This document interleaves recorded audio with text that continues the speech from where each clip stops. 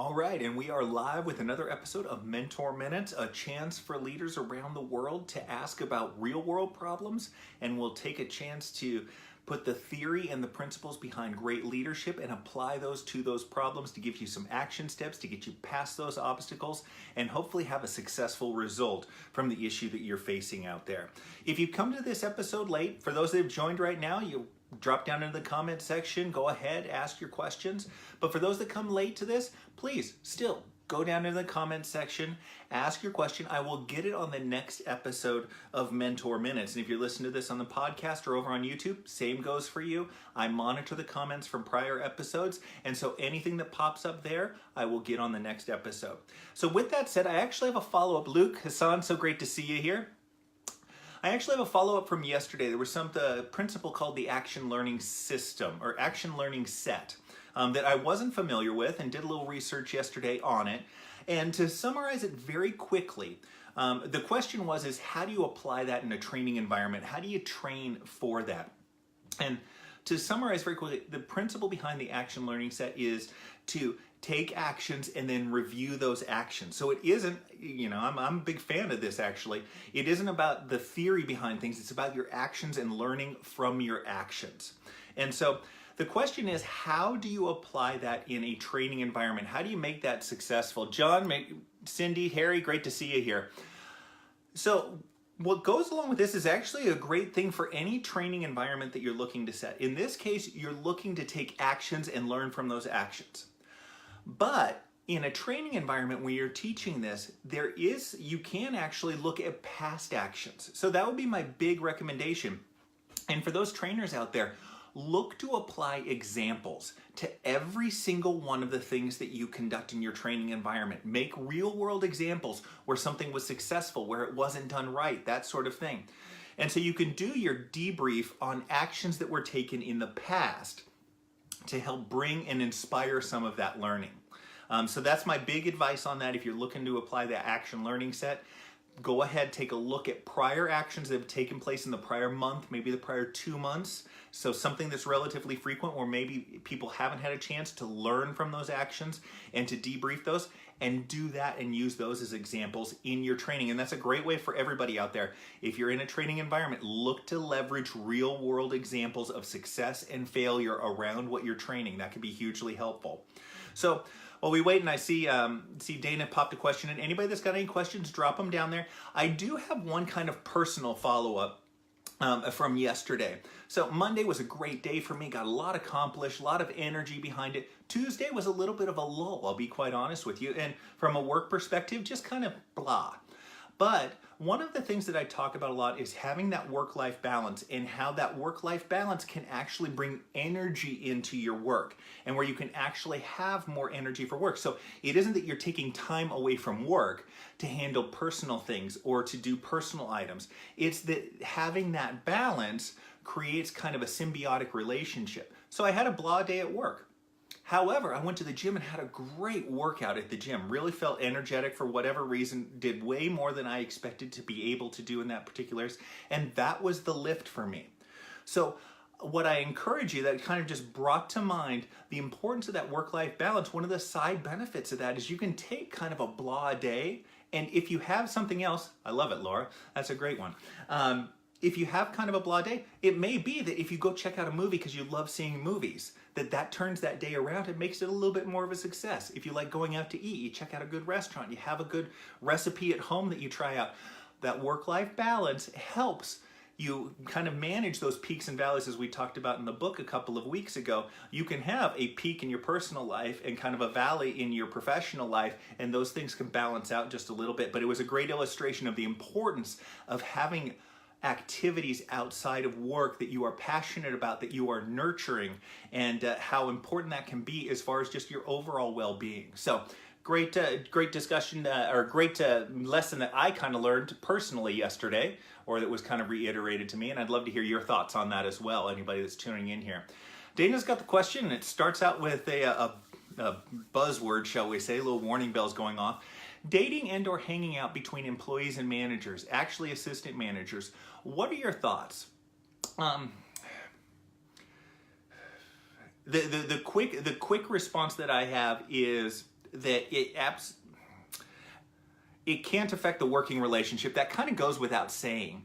I think in those situations, what happens is you need to pull them both in and have the discussion that this is something where one of them needs to look for a different department. I've had that happen before, where supervisor and employee start dating, and it's one of those, hey, if this continues, then we have to be in a situation where one of you moves to a different department, and I'll help you move to a different department, whatever, but it's just not something that's going to be sustainable in the long term. So I would have that discussion with them, Dana, and say, hey, if this continues, then it's going to be a situation where one of you is going to have to move to a different department, so let's discuss that.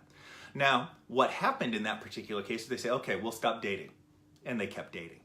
And so then there's another follow-up conversation that takes place to kind of reiterate that. And that's almost, I want to say, a likely outcome in those cases. But look for an ability for them to transition over. You know, employees dating, I don't have a problem with. I won't get into that. Supervisors dating, I wouldn't get into that. If they're on the same level, fine. You know, what will be, will be. But when you start mixing levels, that creates a problem. Not for the instant case. I'm not worried necessarily about them utilizing that relationship for mutual benefit. What I am concerned about is the perception of unfairness and the perception of favoritism. And that's the thing that's going to kill the overall morale of the department, and that's why that can't take place. If you have an HR department, bring them into the loop on this. Make sure that you're kind of covering your bases. If you don't, then I would just have that frank conversation and just say, between levels, we can't have that dating atmosphere, or that dating dynamic, because it causes an effect on teamwork and overall culture. Tough spot, Dana, but not uncommon. Mark, good to see you here. And Laura, again, thanks for the dancing emoji. Love that. Anelda's next question is, how do you motivate an employee that lost interest and is demotivated, appears lazy? Do you make a harsh decision to let them go? Not yet. If you haven't brought them in, I would have a frank conversation with them here. It's the frank conversation day here on Mentor Minutes, apparently. So bring them in and ask them and just say, hey, Cameron, just you know, I've noticed that you've been just a little bit demotivated. You haven't had the same sort of energy for the job. Is there anything going on that could have caused that? And they may say no, whatever. They may come up with something. There may be something in their personal life. That happens a lot, where there's something going on in their personal life. Nobody knows about it, but they're the ones that are struggling with it, and it's having an effect on their work. And then you can kind of work through them, coach them through that, come up with something to help them manage that dynamic that they're dealing with. The other thing is to offer, well, is there anything that we can do? Would you like to learn something new? Would you like to shadow a different department? What would you like to do? And so you open up that conversation. Now, if you don't have a personal relationship with this person, if the relationship isn't deep, likely what's going to happen is nothing out of this conversation, because it's awkward to just all of a sudden, you know, bare your feelings to somebody you've never done that to before. Maybe it happens, but oftentimes it doesn't. And so in those cases, what you do is a few days later, literally like 3 days later, you come up to their desk and say, hey, how's it going? And have you given any extra thought to what we discussed? Is there anything else I can help you with? Would you like to do some training opportunities or something like that? Have the conversation with them. A, it shows that you care, which can be a motivating factor. B, it lets them know that you're aware of it. So if they're under some scrutiny, that can be a motivating factor as well. But hopefully the third option is that there's something that you can do to help turn that employee around. And so have those conversations with them on a personal level. Just say, hey, I've noticed that, you know, you just haven't brought the same sort of energy that you used to have to the work. Is there anything going on? Is there anything I can assist with? And then maybe throw out some options if they don't come up with anything. But give them the chance to turn that around. Now, if you do end up going down the route, if this doesn't turn around, if you do end up going down the route of looking to move on from them or looking to let them go, then be clear on the expectations that you're looking for. That can be a different discussion that takes place. Maybe that's the third conversation. So you have the heart-to-heart, you have kind of the follow-up, and then after that you have, hey, just so you know, we have expectations here. Get clear on those expectations before you let them go, and give them a chance to improve towards those expectations, give you a chance to coach them, give them advice, give them best practices, have them give them extra training, whatever it is to turn them around. It is much cheaper to turn around a poor performing employee than to hire one from the outside. That's just the quick numbers on it. It takes effort on your part, but it doesn't take as much effort as posting a job and spending half a day doing interviews and making calls and getting approvals and that sort of thing. Think about that and think about the time that it takes to do that as opposed to having some of these frank conversations with people. And a lot of times it just takes that very transparent, very honest conversation with somebody. They appreciate that. There's not enough of that in society these days, so they often appreciate that. So I'd go that route with it, Imelda. I hope that helps out. Clarissa is a federal government worker. It appears I am the only one that cares, trains, wants to hold people accountable, but have no support from management, HR, or authority to make any decisions. And Clarissa, love it. When you're in that sort of environment, it can be demotivating. But I also look at this, I try to find the opportunity in that. And so if you're holding people accountable, then you're likely having better results than the neighboring departments. And if you aren't able to get your points across, your ideas across to be able to make decisions, then what I do encourage is to look to improve the communication with management. Show them how you are helping them. What do they care about? Talk about that. Talk about how your ideas affect what they care about. And a lot of times, what they care about is making things as easy as humanly possible for themselves. So you can say, hey, I know that we have a goal of meeting this particular service level. Let me institute this, and it'll make it so much easier for us to get that, and then you can get corporate, or you can get the next higher up department off your back in regards to this. So talk about things in terms of that. It's not uncommon for people, regardless of whether it's a federal government job or any other job, it's not uncommon for HR not to have your back. It's not uncommon for your boss to not have your back. It's not uncommon for you not to have a say in what's going on. So I don't want you to kind of bemoan too much the federal government worker thing that you've got, dynamic that you have there. This is very common in any organization. But look to talk in terms that your boss is looking for, and then look for the opportunity to shine. It might be that this is much easier for you to get the results that are necessary, and that's something that you can work towards. Also, this is an opportunity to work within a tough environment to strengthen yourself. I know that's not necessarily what you want to hear, but what's your other option? To slack off? I don't see that as something that you would be willing to do. So keep true to yourself. Keep doing what is right. That's what's going to give you that job satisfaction. And look for ways to communicate more with management, more with HR, and deal with what they care about. And find ways to phrase things in ways that affect those things that are personally relevant to them, and that's going to help you move forward with those things that you'd like to get in place. We only have one department in a movie theater. One of them's going to have to find a different job, Dana. I mean, that's it. If they can't move between departments, then one of them's going to have to go. It's a decision between the job and your personal life. And the way this translates for leaders a lot of times is the question of, can I be friends with my employees? My answer is always, yes, you can. But there is a line that is drawn. All right? It does not affect the work relationship. I could go out and have fun and go out for a meal with a bunch of employees and then write one of those employees up the next morning. I had no problem with that, and they can't have a problem with it. That's often where the issue comes in. It might be that you're fine with that dynamic between yourself and another individual that works for you, but they aren't okay. They feel kind of betrayed by that because they expect that favoritism, in which case you can't be friends with that particular person. So that's my take on it, Dana. I hate to say it, but one of them has to move on. And what you're likely going to find is they're going to kind of surreptitiously kind of date each other. And so you'll catch them at some point, and then that comes to a head. Okay? Sorry, it's a tough spot, but I don't know how wise I am, Mark. Thank you, though. Steve, Carla, good to see you here. And David, great to see you as well. Clarissa, I'm glad that works for you, Clarissa. And Jennifer, good to see you here. I am caught up on questions, so if you have any questions, drop them down in the comments section. If you have any struggles that you're dealing with this week, if there's anything, since we're in the middle of the week, if there's anything that you need to accomplish by the end of this week that you're having an obstacle with, then go ahead, ping that in the comments, and I will go ahead and get to that right away. I did start a conversation, a topic up yesterday in regards to personal development and talking about the importance of setting goals for yourself. and working backwards towards those goals. That development, professional development, doesn't happen by itself. You will get experience, yes, but you can speed things along significantly more quickly if you have goals and you start actually taking steps towards those. And so I had a few more comments in regards to professional development. And one of those is just a principle to come in with. When you walk through the doors every single day, think of every day as a training day.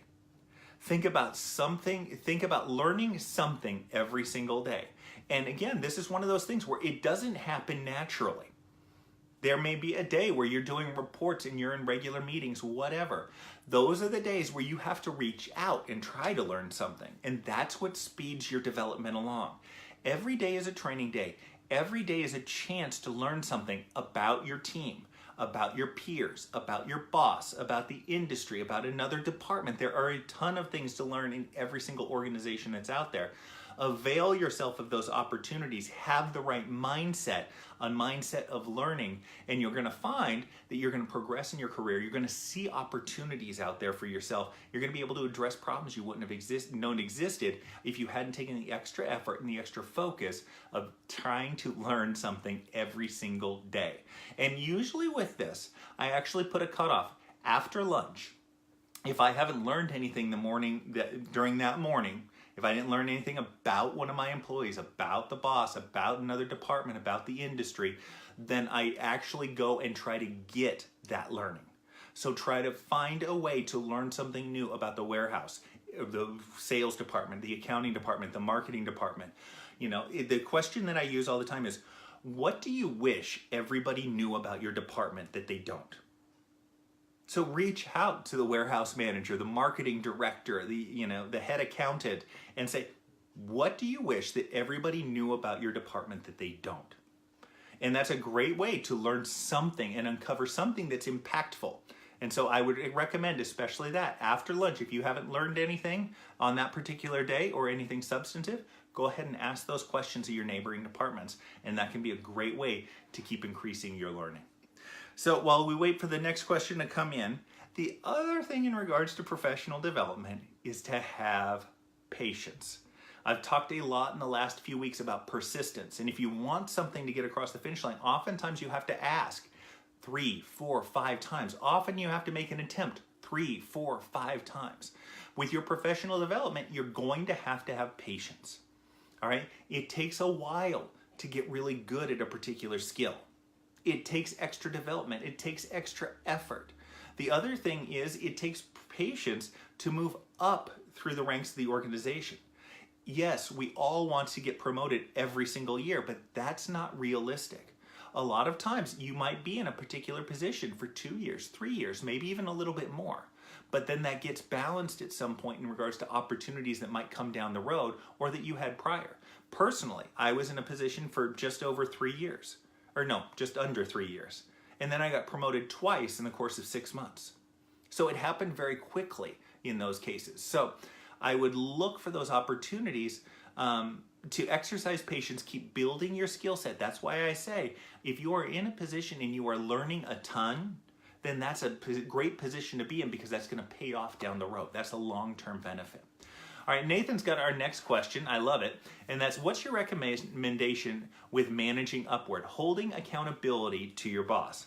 So, Nathan, I've talked already in this episode about phrasing things to your boss in the context of something they care about. So what does your boss care about? Do they care about increased sales? Do they care about customer satisfaction? Do they just care about there not being any problems or headaches? What does their boss constantly talk to them about? What are they constantly talking to you about? And then you phrase your issues, your ideas, your suggestions in ways that address those particular items. That makes it personally relevant. They'll be more likely to listen and more likely to take action. Now, in regards to holding your boss accountable, and this is great, everybody that's out there, if you want to hold your boss more accountable, and I know this is a huge issue for many that are out there, what you want to do is you want to, at the initial stages of something taking place, you want to try to get as crystal clear and as black and white as possible. And then you continue to follow up and get as black and white as possible. So this is great in regards to anything number related. So hey, we need to improve, customer service, that sort of thing. That we want to work in that. Okay, well, what do we want to do in regards to customer service, or what do we want to do in regards to sales? Well, we want a 15% increase, or our customer satisfaction scores need to get to 85. Okay, and so you start setting that as a goal. Maybe you put it up publicly in your department. All right, this is something that's coming down from on high. We need to do this. How are we going to tackle this? And so you put it up there and you start tracking it and you start talking about it. And when you do that, it's hard for them to shy away from it. It's hard for them to detach. All right. Now, if it's a situation where it's a decision or an approval that takes place, realizing, of course, that your boss is not the final arbiter on so many of these things that come up. But what you want to do is when they make a decision, try to come up with a plan. All right, so, we want to look to hire 5 people. So what do we need to do? We need to get the approval of HR. We need to design the job description. We need to post it, whatever else. So you come up with that plan. And it may be that you email this to your boss after the meeting. You come up with a plan and you say, hey, this is kind of how I laid out what we talked about before. This seemed like a reasonable plan to you. So you get their buy-in, you get the details behind it, and then you follow up with updates in regards to those details. So it isn't a situation, I'm going to like Brian's comment there that came in. It isn't a situation where you are popping into your boss's office and saying, hey, how's it going with this? It's, hey, just so you know, it's Monday. We were supposed to have this. Where are we at with that? And so you're getting specific. And that's something that is huge as far as accountability is concerned, is getting specific, because accountability withers in the gray area.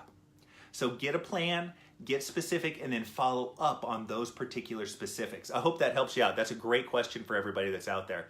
And Brian had a great comment, I think, in regards to managing your boss. And that is, and Nia, thank you for that. Know your client, KYC. I'd never heard of that before. Also can be used towards management in order to be clear and black and white as possible. This allows you to look at the management as well as customers that you know what is needed and required, and they will both look at you as goal results oriented as well as following corporate rules. And I love that. And yeah, Google KYC, know your client. I think that's a great thing. I'm going to actually do that, Brian, is take that as my homework for today, is taking a look at that and see how that applies, especially to managing your boss, because I know that's an issue for a lot of people that are out there. So again, I'm caught up. So if you have any questions, drop them down in the comment section. Happy to answer them. The last comment I had in regards to professional development and personal development is to look for a mentor. I know these are called mentor minutes. I appreciate if you consider me a mentor in any way, shape, or form. But regardless of this sort of overall professional development, look to find where you can get mentors in personal life situations. So if you have a particular hobby, who is great at that hobby that you can emulate?